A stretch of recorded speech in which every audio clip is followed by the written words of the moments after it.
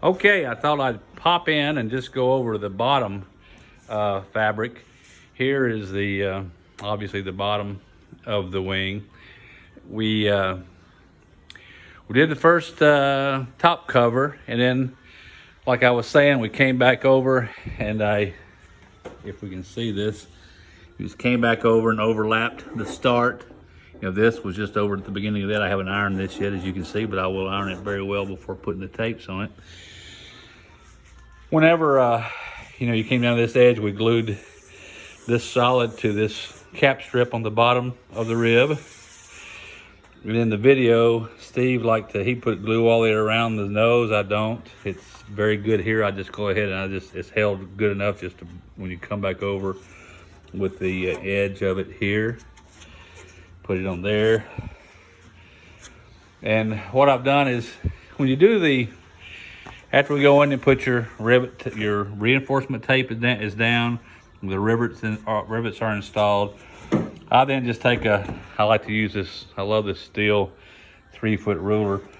I just go in there and you can see and mark 2 inches, an inch either side, front and back, and then I just draw some lines. This isn't that big a deal. It just gives you just want to make sure you're putting your poly brush that we're going to put down, at least wide enough to where your tape's going to go.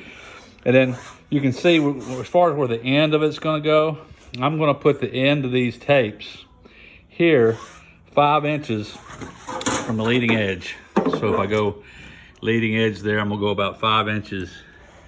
I can get the light right there. And the reason I'm doing that is because when you come down, you see all these are in here, and this is always the one I hate, because it's this one where the machine rib goes on the center. So you're always going to have a little kink or a little bend right there, because you're not attaching it to either one of these double ribs here. It's going to the center on that machine rib. So it's always going to have that little kink in there, and I haven't figured out any way to make it look better.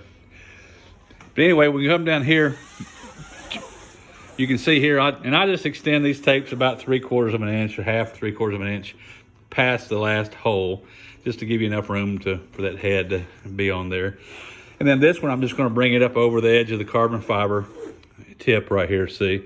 And on these, obviously, when I look down through here, I want them all to be, the ends of those tapes to all be at the same point.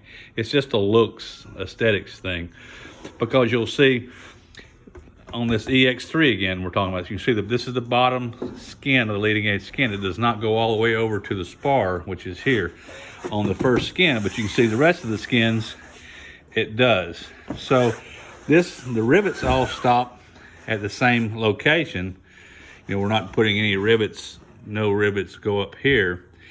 They are all stopping right here, but still you want to extend the rivet, you want to extend the tapes all the way up to the edge of the skins, okay? So what I did is I just brought this up to the edge of this skin. I said, okay, that's 5 inches off of there, so I just made them all 5 inches. So these will be little pieces of tape here where we won't have any rivets in it. And then as we go down through here, you can see then it'll be just over the skins to here. You could stop them if you wanted to back further. You could come back and stop them here if you wanted to. I just like to carry them over the edge of the skins myself. So if you do that, then you're coming up to here. This is the landing light. We pre-glued an inch around there of poly tack all the way around. And so after I did the 250-degree shrink, I came back with my wetted towel with MEK, wetted it down until I got it nice and dark like this. We're gonna come back, and the edge of this light fixture is right here. I'm gonna come back and just cut, basically put a glue, get some poly tack and just run your edge of glue everywhere where you're gonna cut. Just put glue on the fiber and on the fabric, because then you can take a razor blade and just hold 1/4 of an inch off, and you can take that razor blade and it'll just cut as pretty as can be, and it won't ravel if you've got poly tack on. If you try to cut just plain fabric like this, you'll notice it'll ravel and fuzz and get stringy. So just put your little poly tack around where you want to cut, and then make your cuts. Just cut about 1/4 of an inch back. We're going to glue that down and fold it in. I don't worry about trying to be real pretty here, because this is going against a black fixture for the light fixture. I always end up painting that black anyway, because by the time I get through putting this on, poly brush painting it and everything, it's always kind of messy looking, even if I tape it. So I just always come back anyway, and I'll touch up with black spray paint, glossy spray paint, all around the edge of this light fixture before I install the lights anyway. Okay, so we'll talk about a little bit about the kind of the hardest part of fabric covering. They showed you in the video, on Cup Crafters video, everything that was good. You know, it talked about here the bottom skin, you know, came up 2 inches here. Then the top fabric came around, went up 2 inches. Then this bottom fabric comes down 1 inch from here. So we've got 1 inch overlap of glue here. So this is the edge, this is the fabric underneath. And then the 3-inch tape, you'll see in the manual, the 3-inch tape is going to go right along the bottom here, and it'll go to this line. It'll just put it to here. I'll go back again with my handheld hobby iron, and I'll go over all this edges, making sure it's all smooth. This is pretty smooth, but these stupid rivets always, you know, stick up and look bad. I hate them. I wish we could countersink those, but they say we can't because it's structurally not as sound. Okay, so that was our little triangle patch there. This aileron cove is always the hardest thing. I've never done one that I was just really happy with. I always wish it could be better. But the way to do it, we're going to do, you know, the first skin, which is the top fabric, comes over, and it's going to go all the way up. And then the second one, which we just did, is the bottom. It comes down and comes back down here to the same thing, 1 inch off the bottom. And again, we'll center a 3-inch patch across here and put that in there. The trick to remember when you're putting this fabric in this aileron cove is a couple of things. If you thin, make sure you're using good fresh polytack that's not getting hardened or thick yet. Make sure it's nice and thin. You may even add just a little bit of MEK to it. That's what it's made with anyway, so that's fine. Add a little MEK, dilute it just a little bit. I like to do it when it's cool also, temperatures, so it's not hardening really quick. But you'll have and I just can't do it with one camera hand. I don't have a camera person, so I'm just going to explain it to you. But you know, in the video, you'll see how you take this fabric and you'll come across and you'll put a little glue right on this edge. Okay, then you'll pull the fabric down and just seal it to this edge. Okay, so then once you got that edge that's holding the fabric, you know, in place, whenever you get ready to glue it into the aileron cove, you know, take it up and lay it up. And then a couple of things you're going to remember is that put the glue down, but don't glob it. Don't put a lot of glue. In the video, Mitch says, oh, look how much he's putting a lot of glue here. No, that's wrong. If you put a lot of glue in here, it's going to be globs of glue. It's going to bubble, and you're going to see it. So don't put a lot of glue. Thin it down and make it rather thin coat. Try to go all the way over. I can usually go from here to here in one move, and I'll come back from here to here.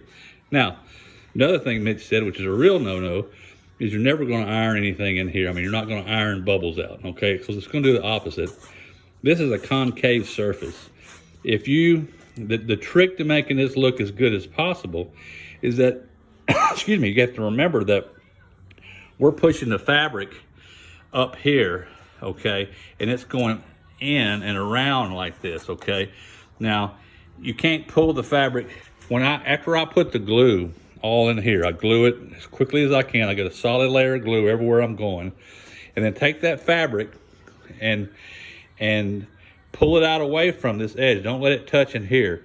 And then what you want to do is you want to make sure you're touching it at the top first, or up next to the edge, you know, and go up and down both ways and get that in there, and then move down a little further, and then a little further, because remember, it's concave, so we've got to have it stick here.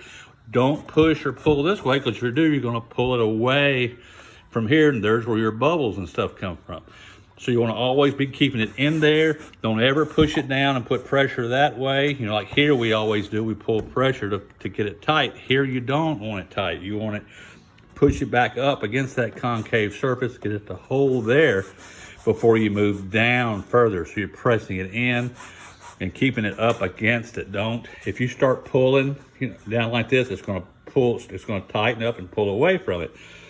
That's also why you're not going to iron it.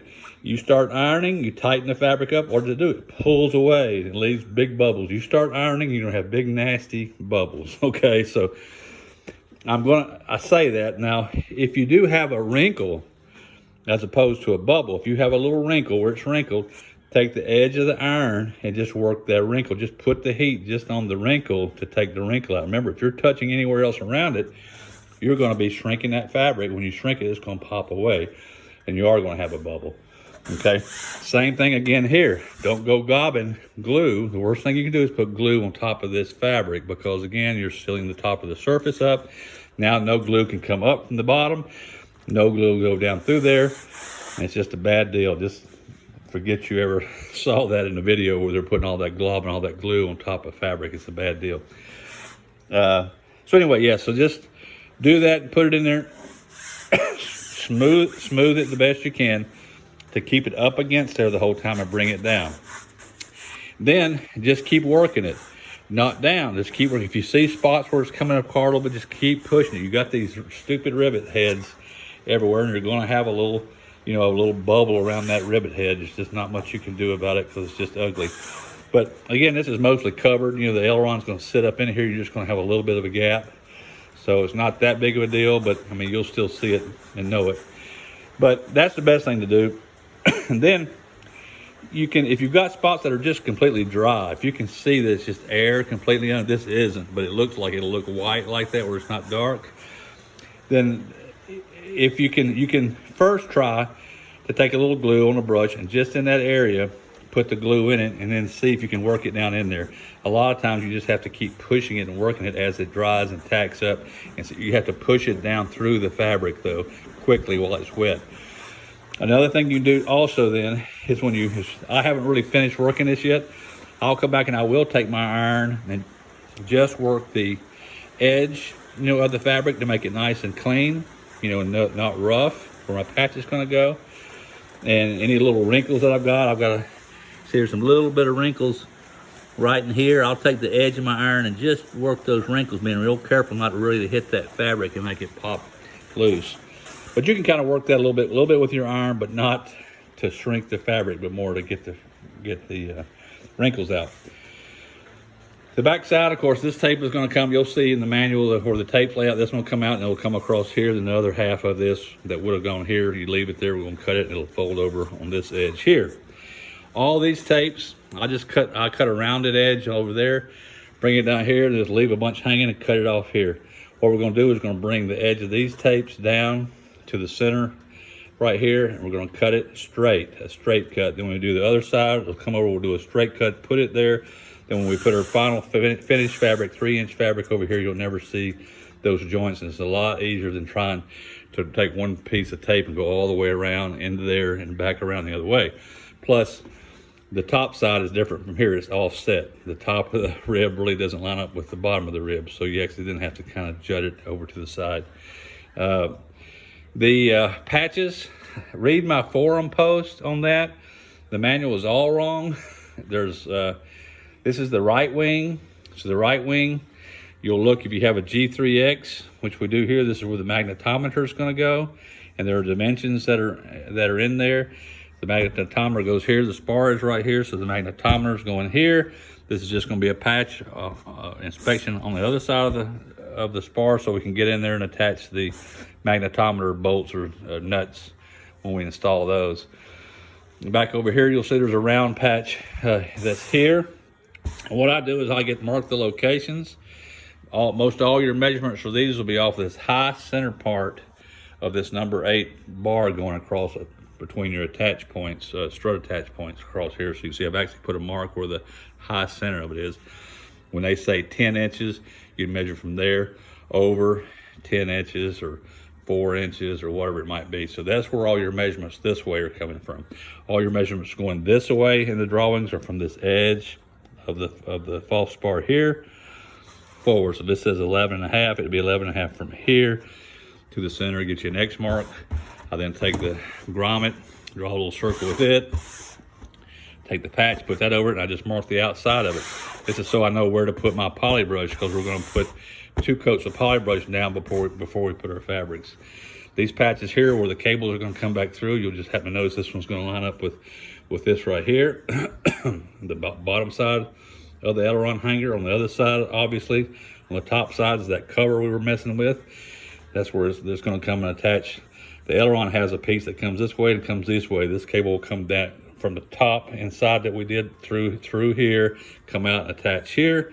And the other side is going to come from that little cone that we did on the top, and it's going to come through here. So you can see that's where that's lining up.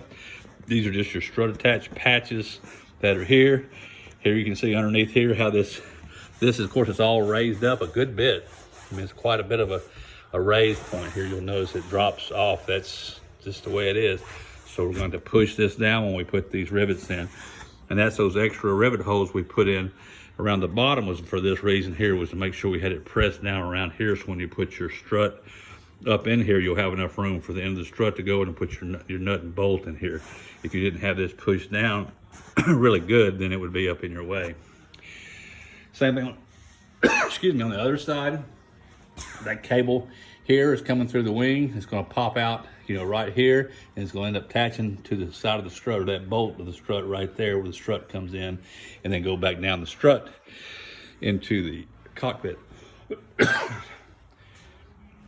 This one, that one there, you'll notice on the EX3, you have to have that one there to access the light, because the skin is wrapping all the way around to this side of the spar, so you wouldn't be able to get through to it unless you had that there to access.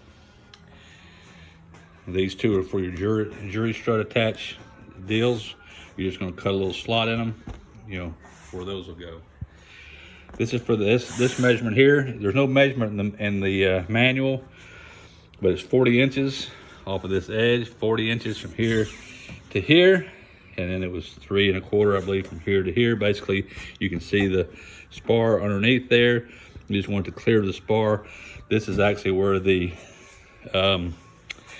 if you ever had to remove the fuel tank, this was where the drag wire comes through. Is 40 inches from there back over to here. So we're putting that cover there in case you ever have to remove the fuel tanks. You can remove the inspection cover. Remove that so you can slide out the drag wire in your fuel tank. So I think that's pretty much it for the bottom, and I'll pop back in later and finish up.